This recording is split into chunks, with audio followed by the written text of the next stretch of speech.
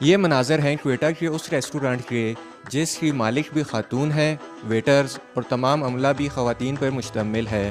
Restaurant میں روایتی dishes آش، کمتی، OGRA اجائی اور مانان بوتی سمیت 15 ڈشز روزانہ تیار کی جاتی ہیں۔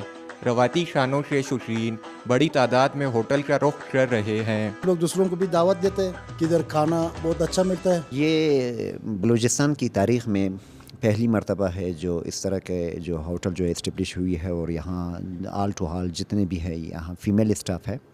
البتہ یہاں پہ مردوں کے بھی جو ہے آنے پہ پابندی نہیں ہے۔ ہوٹل کی مالک حمیدہ علی کا کہنا ہے ریسٹورانٹ کھولنے کا بنیادی مقصد خواتین کو مالی طور پر با اختیار بنانا ہے۔ ہوٹل میں کچھ خواتین گھریلو اخراجات جبکہ بعض اپنے تعلیمی اخراجات کو پورا کرنے کے لیے کام کر رہی ہیں۔ اس ریسٹورینٹ کھولنے کا مقصد میرا یہی تھا کہ وومن امپاورمنٹ پہ، جیسے میں خود کام کر رہی ہوں گزشتہ 2-3 سالوں سے، تو میں نے اس ریسٹورینٹ کا بنیاد ڈالا۔ یہاں پر 5 خواتین کام کرتے ہیں، فیمیل اسٹاف ہے سارے۔ پہلی دفعہ خواتین کے ریسٹورانٹ کا بننا بھی کوئٹہ کی معاشی سرگرمیوں میں مثبت اضافہ ہے۔ مجاز بھٹی، PTV نیوز، کوئٹہ۔